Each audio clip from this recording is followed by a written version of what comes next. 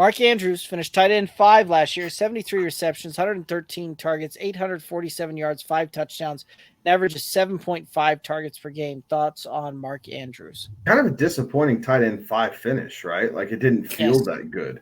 As tight end 5 finishes go, right? Yeah, I mean, and this result is very much what's driving the show narrative this season of Travis Kelce or bust, right? Like we kind of hammered on this. Yeah, Andrews is ready. He's going to be used so much, and then he got dinged up, and then Lamar got hurt, and then it just went. Meh.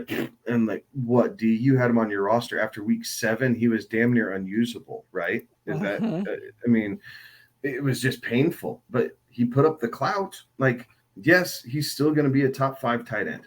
Yes. So if that is something that you want on your roster, absolutely.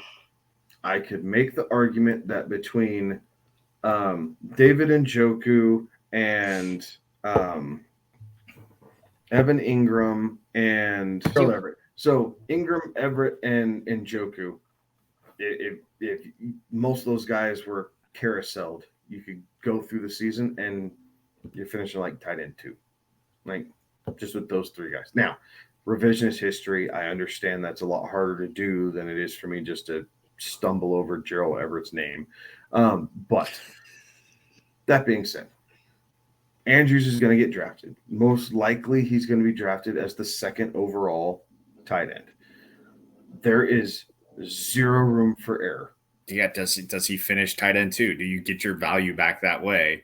You know, what do you value? Do you value the set it and forget it and hope that he returns on that? Or do you value something else and then you have to go play the streaming game later on? So I like him.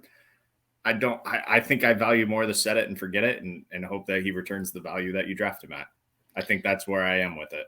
And it pains me to say what I'm going to say here because big Mark Andrews truther, right? Coming from the Oklahoma, right? Like Mark Andrews is a guy that is going to have a good season, but the problem is that where you're going to draft him on that, even if he has a really good season, right? And I think that we could realistically see Mark Andrews get somewhere back in the 75 to 80 receptions. Call it anywhere from about 875 to 950 in yardage and 6 touchdowns. Like you're going to be very disappointed by that because the gap between that kind of performance and what Travis Kelce is going to put up there is not enough to offset the value that you're going to lose out on other players that you could draft around him.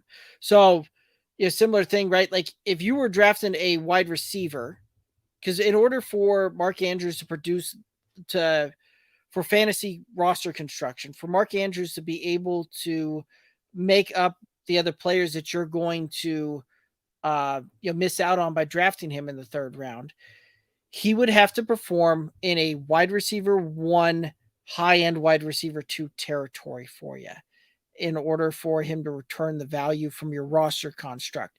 And I don't see him doing that. Now, a couple of years ago when he, had 1,300 yards and did all of these things, yes, like he returned the value at that point for you and got up there. But your guys that you're going to be missing out on if you were to go the Mark Andrews route, Najee Harris, right? Like you could easily have gone the 0 RB type of approach, doubled up on wide receiver, taken Najee Harris with your 3rd pick, third round pick with the running back there and gotten a guy at an RB1 that could return RB1 value for you.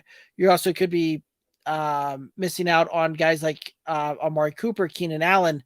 Like that's the mark, is that for Mark Andrews to return value, realistically, he would have to put up similar numbers from a roster construct standpoint as what Amari Cooper, Keenan Allen would be putting up there. And I don't see that one necessarily happening.